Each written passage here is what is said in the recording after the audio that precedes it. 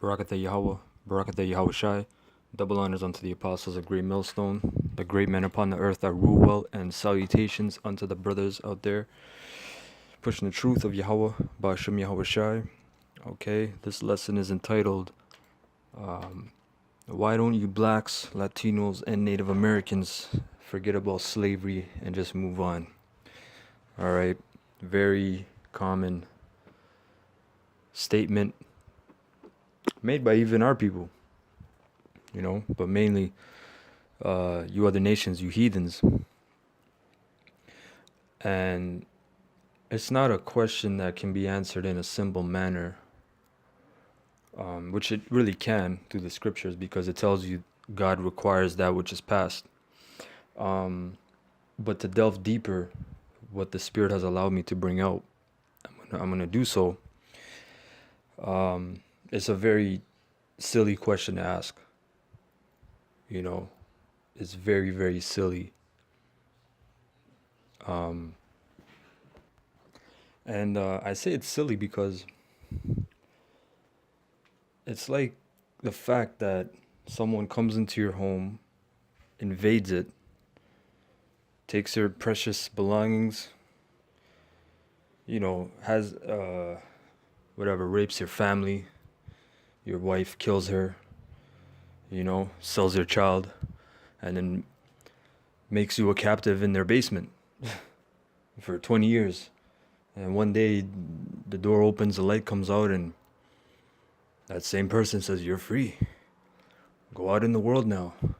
While they were torturing you, psychologically messing you up, physically messing you up. And you have all these traumatic experiences. And then you take all those experiences, and whichever way they vary, you either harm yourself or your community. And that's what happened. That is what exactly has happened. Okay? So we're going to delve into it a little deeper. All right? Why do we keep complaining? Why do these guys stand on the streets every week and talk about slavery and colonialism and genocide and all these things?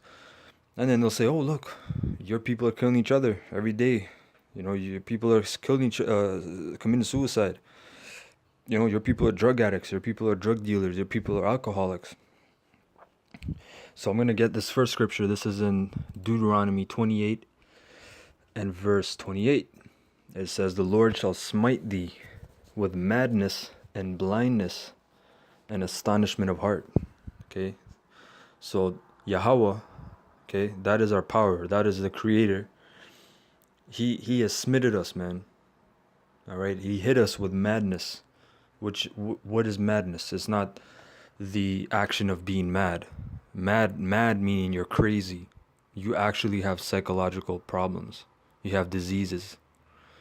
Okay, and our people, all the tribes, look at them, the blacks, the Latinos, the Native Americans, they suffer the most from depression, from bipolar, schizophrenia, all these things, man. And our people are heavily so-called medicated, which that's not medication, that's poison that the pharmaceutical industry is feeding you. But the Most High smit us with madness and blindness because we can't see, and astonishment of heart, of mind. Okay? We are smitten, man. And that has happened through what? Colonialism, slavery, genocide.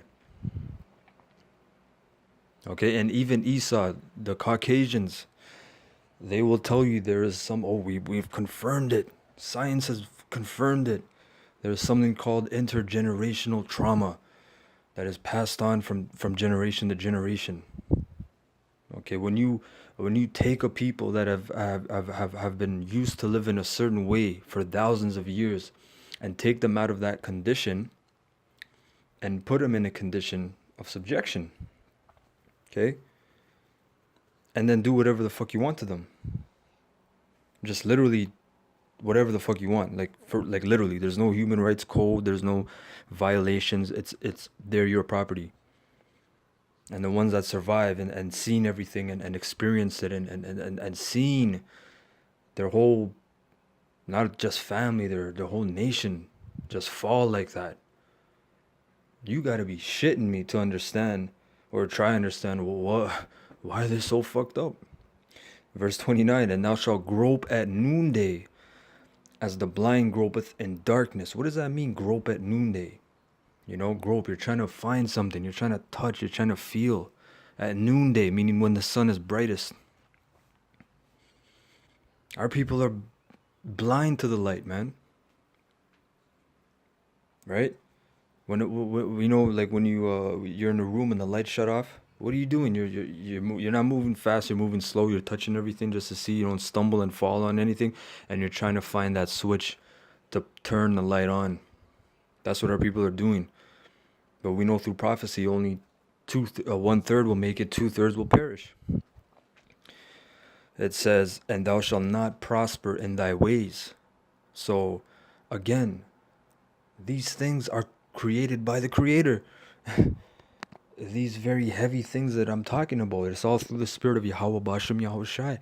He's the meticulous programmer, whatever you want to call it, man. He's the guy. He's the one that planned out how we will go through slavery, how we will be affected by it, what kind of psychological trauma we will go through, what kind of diseases we will have. Every minuscule, meticulous little detail that you think means fuck all, the Most High Yahweh Bashem Yahushai has planned it out that certain way. It tells in Isaiah, call in a ravenous bird from the east, the man that executed his judgment. Most High controls everything, man. He controls everything. Things that we can't even understand or see or think that's insignificant. And thou shalt be only oppressed and spoiled evermore, and no man shall save thee. So what organization is going to save you? Is Black Lives Matter going to save you? Is the American Indian movement going to save you?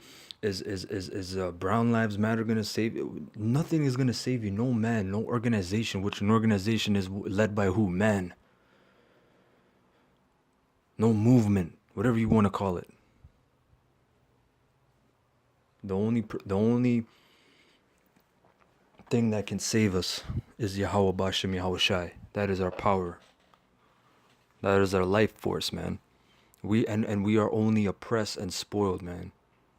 That's all we are. We are oppressed and spoiled. All right, the nation of Israel has built up this country, this whole world, and they can't even get a decent job, man, for the most part. This is Isaiah 42, and I'm going to start at verse 18. Hear, ye deaf, and look, ye blind, that ye may see. That is our people. We are deaf, we're blind. Okay? Who is blind but my servant, or deaf as my messenger that I sent? Who is blind as he that is perfect, and blind as the Lord's servant? Seeing many things, but thou observest not. Opening the ears, but he heareth not. You see that? That's Jake, man. That's our people. Our people are gone. We see many things, but we don't observe. Yeah, we might see the heathens have their businesses, but we don't really observe. It might be just small talk. Oh yeah, the Chinaman and the Arab and the white man and this and that, but we don't observe. We don't really take it in for what it is. Why the fuck are people in this predicament? Why are we really in this situation? Why does Chicago have more killings than Iraq? And it fluctuates between each state. Same thing in Canada. It fluctuates between different provinces. Why do blacks and natives make up the majority of the population of the prison population in Canada when they make up the least population in Canada? I thought the natives were extinct. I thought they were somewhere on the reserve, drinking alcohol. That's the majority of perception, It says, seeing many things, but thou observest not, opening the ears, but he heareth not. The Lord Yahweh is well pleased for his righteousness' sake. He will magnify the law and make it honorable. And that's what Yahweh Bashem Yahushai is doing right now. He's magnifying the law and he's making it honorable. Everything is If I've been noticing, man, everything is tying back to the scriptures. All these new scientific breakthroughs and all these motivational and inspirational speakers. A lot of things I'm hearing. I just, oh, that's the book of Proverbs, or that's the book of Wisdom of Solomon, or they're just quoting things from the scriptures, but they think it's new age, or it's coming from them, or some energy or life. It's all from the scriptures, man. And Yahweh Ba'Shem Yahushua is magnifying the law right now upon the earth and making it honorable, because there's a new order coming to the planet. This whole spirit of wickedness and madness, it's not going to last. It's going to destroy itself. Verse 22. But this is a people robbed and spoiled. They are all of them snared in holes, and they are hid in prison houses. What was that talking about? In America, again, the people that dominate the prison system is blacks, Latinos, and natives. In Canada, blacks and natives. Right? And guess what? I'm going to look up this word, robbed, because we got to get the meat from the bone. The word robbed is bazaz, which means to spoil, plunder, prey upon, seize. Our people have been seized, man. Right? The Native Americans, they were sovereigns. They roamed as they pleased. The white man came, killed, committed murder, genocide, and then took the remainder and placed them on plots of land that were not even fertile. They weren't even fertile, man. You couldn't do shit with it, and you were put in these prisoner of war camps. That's what these reserves and reservations are. They are prisoner of war camps. All right, and you could not leave those places, so you were seized. The so-called blacks, which is tribe of Judah, Benjamin, Levi, they were literally seized and placed upon boats, shipped off across the ocean. You see? And we're going to look up the word spoiled as well. The word spoiled is shakha, or slakia. Shasha, my bad. Shasha, or shasa, my bad. Shasa, which means to spoil, plunder, take spoil. Okay? So we have been spoiled, man. We have been plundered. You know, like when you get the treasure chest and you just plunder it, you spoil it. And they are hid in prison houses. They are for a prey and none delivereth, for a spoil and none saith restore. Who's saying restore? Which nation is saying restore? Right? You want to talk about reparations and shit? That's the least of your worries, man. That's not doing shit, man. You of course owe reparations to these people, but that's not even the half of it, man. That's not even the half of it. All right. Verse 23, who among you will give ear to this? Who will hearken and hear for the time to come? Who's hearing this, man? The whole world will hear this real soon. Verse 24, who gave Jacob for a spoil and Israel to the robbers? Did not the Lord Yahweh, he against whom we have sinned? For they would not walk in his ways, neither were they obedient unto his law. Therefore he hath poured upon him the fury of his anger and the strength of battle. That's Esau, man. That's a sword. That's the strength of battle. And it has set him on fire round about, yet he knew it not, and it burned him, yet he laid it not to heart. Oh, we can forgive the white man. We can let bygones be bygones, but you are still carrying the scars of your ancestors, man, and you're passing down your children, and you're just trapped in the system of racism and prejudice. You don't even know what the hell's going on, man. God damn. Okay, so we're gonna look up this topic here. This is from Wikipedia, complex post-traumatic stress disorder. All right, this is what Esau terms it as. Okay, it says complex post-traumatic stress disorder, or CPTSD, also known as complex trauma, is a psychological disorder similar to post-traumatic stress disorder, which results from repetitive, prolonged trauma involving harm or abandonment by a caregiver or other interpersonal relationships with an uneven power dynamic. CPTSD is associated with child abuse or neglect, intimate partner violence, kidnap victims. Okay, our people are kidnapped victims, man. That's what they are. Hostages, indentured servants, slaves, sweatshop workers, prisoners of war, concentration camp survivors, and defectors of cults or cult like organizations. Situations involving captivity or entrapment can lead to CPTSD like symptoms, which include prolonged feeling of terror, worthlessness, helplessness, and the formation of one's identity and sense of self. Now, this part is important right here because everything we're going to read after this is just going to prove why this devil doesn't even classify it as a disease. Some researchers argue that PTS or CPTSD is distinct from but similar to PTSD somatization disorder, dis, diso, dissociative identity disorder, and borderline personality disorder, with the main distinction being that it distorts a person's core identity, especially when prolonged trauma occurs during childhood development. It was first described in 1992 by Judith Herman in her book Trauma and Recovery and an accompanying article. Though mainstream journals have published papers on CPTSD, the category is not yet adopted by either the American Psychiatric Association's Diagnostic and Statistical Manual of Mental Disorders, 5th edition, or in the World Health Organization's International Statistical Classification of Diseases and Related Health Problems.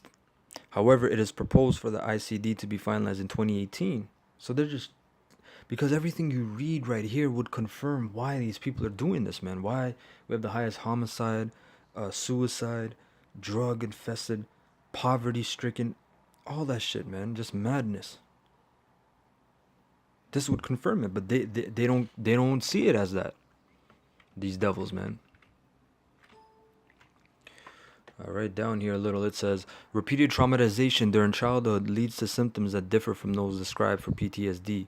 Cook and others describe symptoms and behavioral characteristics in 7 domains: attachment, problems with relationship boundaries, lack of trust, social isolation, difficulty perceiving and responding to others' emotional states, and lack of empathy. Empathy. That's why our people, they're cold-hearted, man. They're cold-hearted. They don't give a shit. But Israelites, of course, it tells you Jacob is a plain man dwelling in tents, man. We feel, man. We have that spiritual connection, and we feel bad after we did dirt. You know, that's why even Tupac in the song, what do you say? I forgot what song it was, but he's like, "It make my heart hurt for all the dirt that I did," or some shit like that. But you know, a lot of his songs he expressed like, "Yo, when you're in your bed, man, the worst is when you can't sleep and you're just thinking about all the shit you did." Esau doesn't think like that, man. Esau is Dexter, man. Esau just goes, kills someone, puts on a suit, wipes off the blood, you know, and he's at his dinner party. You know, he'll have a corpse in the closet with the house party. You know, our people, man, they're suffering this because they have gone through such traumatic stress, and there's so many things that you yourself, as an individual, I'm talking to you brothers, man, you might have witnessed a murder, you know, and it depends, of course, what age you've seen it at, but either way, watching someone get murdered, you know, that is in itself difficult to cope with because you have questions in your mind, you know, like, well, why did that happen? You know, what happened with that guy? You know, and you know, you might see it in your head. You replay it in your head. You know, like shit. Like you keep replaying. You might see it in your sleep or when you're trying to sleep or just random times in the day. It'll just click. Like, why the fuck am I keep seeing this shit? So imagine for a child, man, that's 5, 6 years old. You know, that's playing on the street and he sees someone get killed. That's a big problem. So imagine go back to colonialism when you seen those kids, and this was not very long ago. This was 100 to 50 years ago that these massacres were occurring, and it's still occurring today. You know, when you see a police officer murder someone of your community, that brings questions like, you know, am I next? Am I, you know, all kinds of problems, right? So imagine again, I was saying, like, imagine you see your ancestors, your people get being in chains, just being having done anything to them by the master. You see your people being once proud and having culture and having identity, and then one day you just see them, you know, on the corner drinking whiskey, pissing their pants. That brings many, many, many questions and problems in your mind, and it can even make you try to disassociate yourself from those people. Say, no, I don't want to. I'm not that. I'm not with these people. I'm not from this nation, and which a lot of our people are doing. You see, our women are doing that. See, a lot of our men are doing that. They don't even want to associate with that. Okay, next domain is biology, sensory motor developmental dysfunction, sensory integration difficulties, somatization, and increased medical problems, affect or emotional regulation, poor affect regulation, difficulty identifying and expressing emotions and internal states, and difficulties communicating needs, wants, and wishes. So a lot of our people, they don't know how to talk, man. They don't know what to ask, how to ask for things. They might think actions speak louder than words. I have a gun, I can prove my point better than my words. When articulation and orators, people that spoke, and ambassadors and messengers, and all those things that our people had, that was an art in itself. Persuading people. Disassociation, amnesia, depersonalization, discrete states of consciousness with discrete memories, affect and functioning, and impaired memory for state-based events, behavioral control, problems with impulse control, aggression, pathological self-soothing, and sleep problems. Man, our people have aggression, right? They have problems with they're impulsive. They just 1 second they're okay, next second they'll kill you. These things are passed down from all the trauma that the Israelites have faced. And you people that keep actually mocking it, man. Man, it tells in the Apocrypha, laugh no man to scorn in the bitterness of his soul. For there is one that humbleth, right? So, you laughing at the Israelites now, man. Shit, it's not gonna be good for you. Cognition, difficulty regulating attention, problems with a variety of executive functions such as planning, judgment, initiation, use of materials, and self-monitoring. That's our people. Difficulty processing new information, difficulty focusing and completing tasks.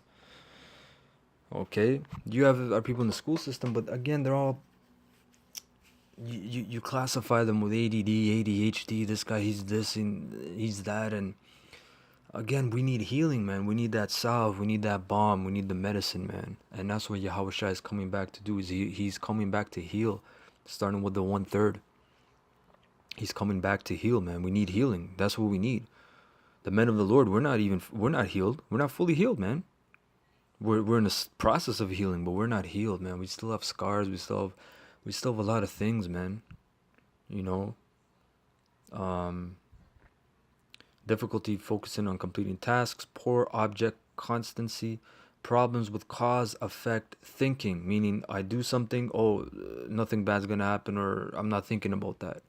There's no effect from for what I'm doing. And language developmental problems such as a gap between receptive and expressive communication abilities. Down here it says experiences in these areas may include difficulties regulating emotions, including symptoms such as persistent dysphoria, chronic suicidal preoccupation, self-injury, explosive or extremely inhibited anger, or compulsive or extremely inhibited sexuality. Right? I remember watching this one thing in Chicago about these kids that were joining gangs, and they had a special school for them. And these kids, man, they were very aggressive, and they would fight teachers, and they didn't give a shit. They didn't listen to their mom or whatever. But again, you see that, and that's not a normal child. That child has been through many, many, many things. They have seen too many things that they can't process. And again, the intergenerational trauma that people still don't understand.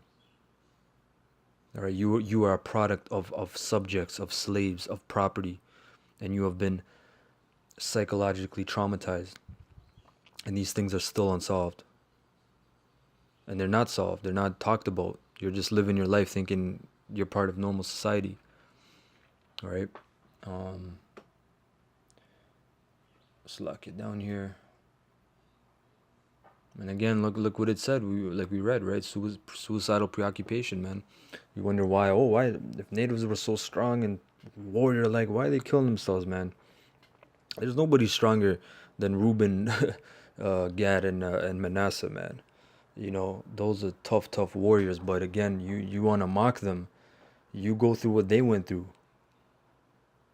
right? You go through what the natives and the Seminoles have gone through, and when you fully grasp your fucking little mind around that, if you ever will, and you'll say to yourself, how the fuck are these people still breathing and functioning after all that they've been through, right?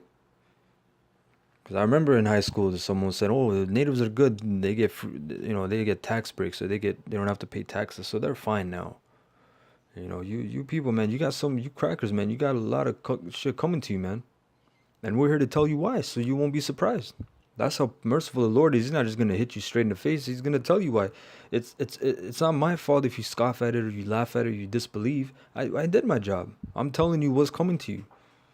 That's how merciful the Lord is. He'll let you know what's gonna come to you.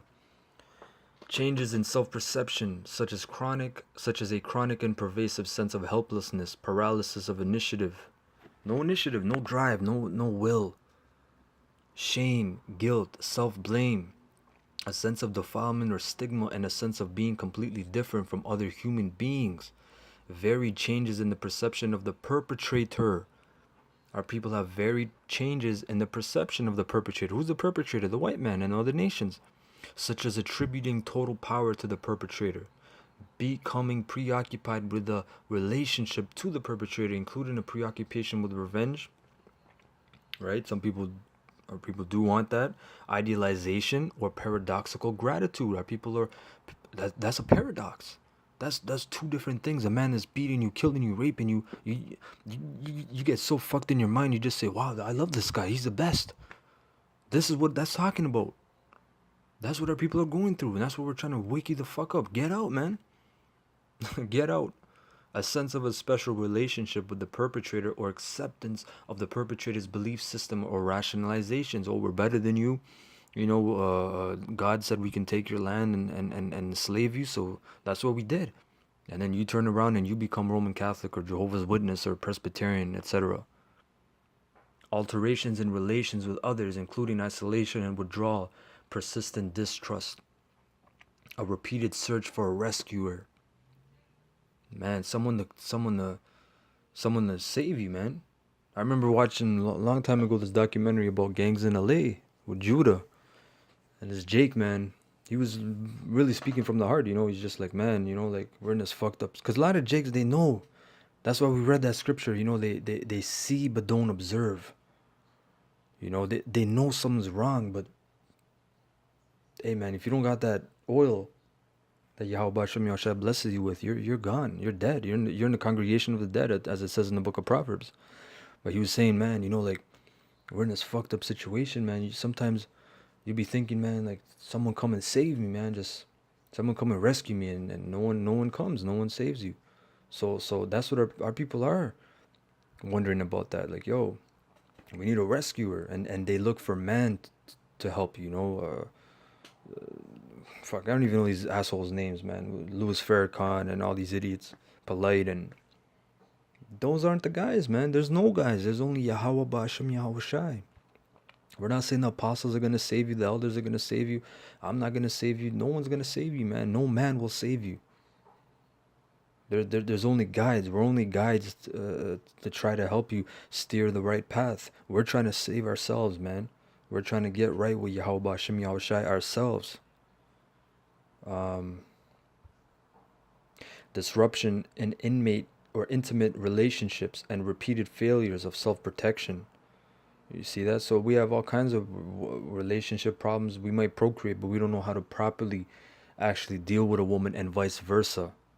The woman doesn't know how to deal with the man, because all these things were what? That's part of our culture. That's why I showed you that clip in the intro with that Gadite, Cody. His name's Cody. He was saying, man, like The judge was telling him, Cody, why are you such an evil man? And he started believing it.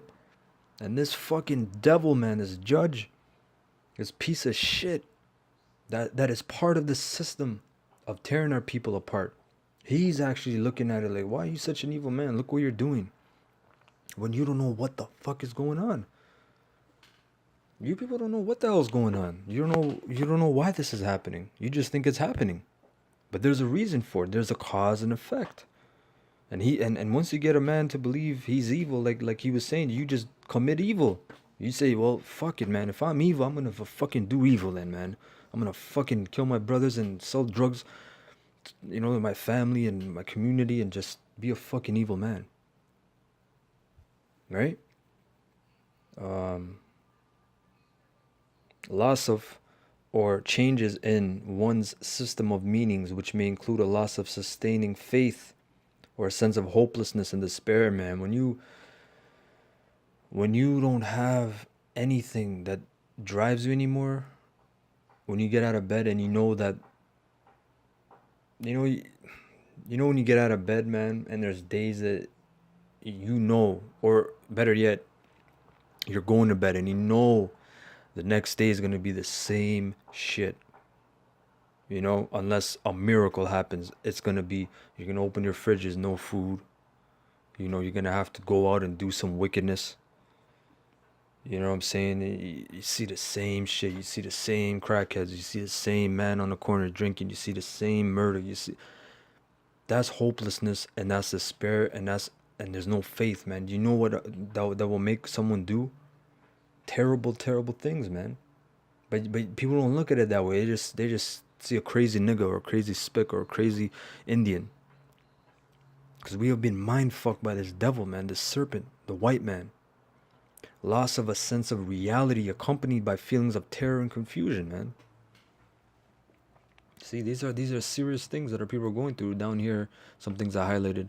PTSD descriptions fail to capture some of the core characteristics of CPTSD or complex. Because again, this is not just post-traumatic, this is a complex.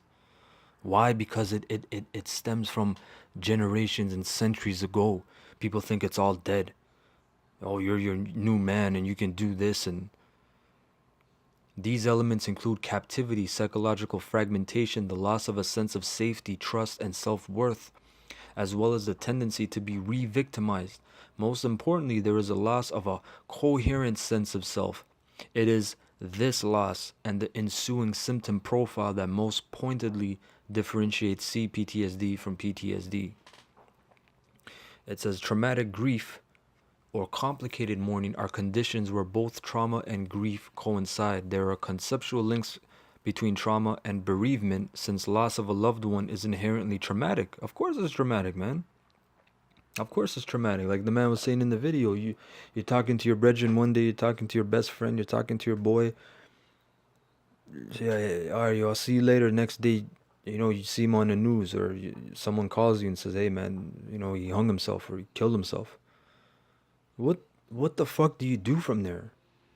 Could you just like imagine that, man? Like, or your mom, she overdosed on pills. You hear that all the time with our people, man. You hear that all the time. How do you cope with that? There's people that can take it right away and break down. Then there's people that take it, they say okay, they don't break down, they take it and they need time to absorb it. And how do you absorb that? And there's people that build it up, they just hide it, they just tuck it away under the rug like everything's okay. It's still affecting you, whether you don't want it to affect you consciously. It's still affecting you subconsciously, and it's gonna show its ugly face one day. So majority of people, they just do drugs after. They say fuck it, man. I can't cope every day like that. I can't wake up.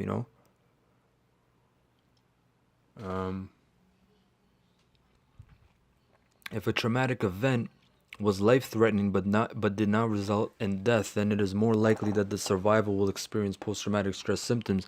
If a person dies and the survivor was close to the person who died, then it is more likely that symptoms of grief will also develop, of course. When the death is of a loved one and was sudden or violent, then both symptoms often coincide. This is likely in children exposed to community violence. Again, what are we talking about?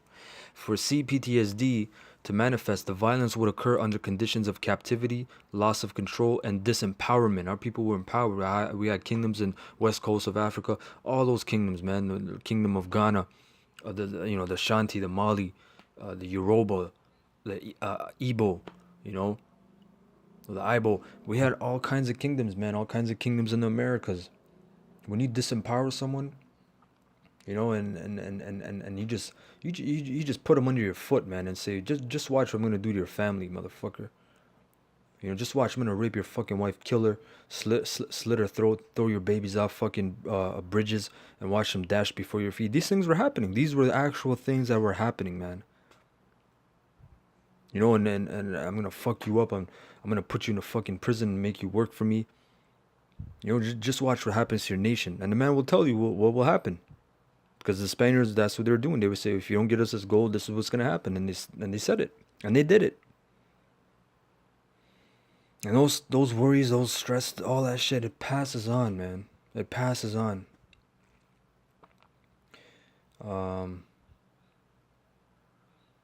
This again is most likely for children and stepchildren who experience prolonged domestic or chronic community violence that ultimately results in the death of friends and loved ones. The phenomenon of the increased risk of violence and death of stepchildren is referred to as the Cinderella effect.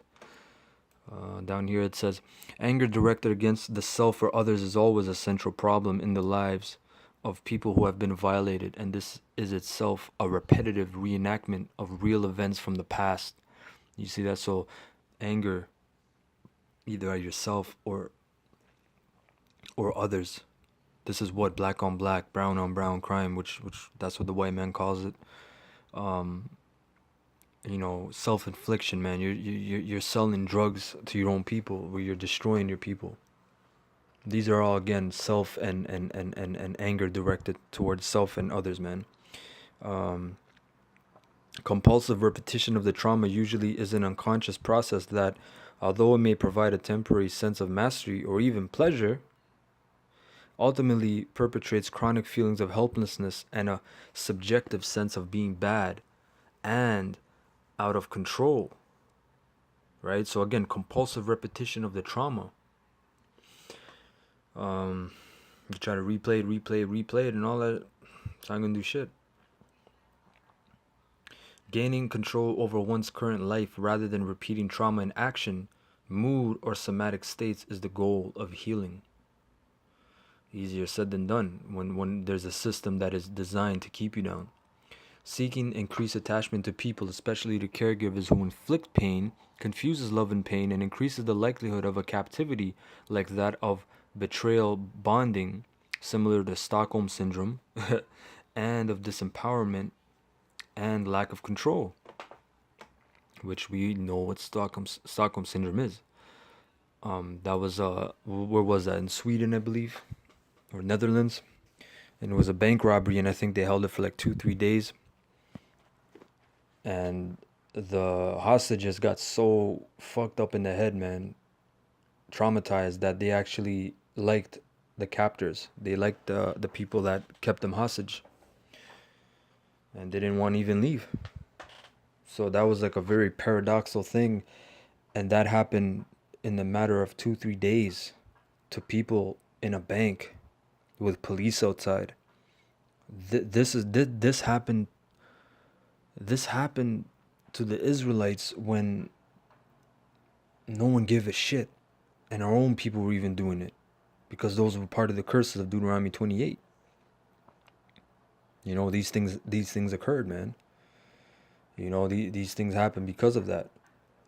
All right, so I hope you brothers are edified. I wanted to kind of get deep, so not deep in a fucking proud way. I'm just saying deep, like, to actually get to it, man. Like, just to understand, like, like, this is why these things are happening. The Most High is the master of all these things, and we deserved it, man.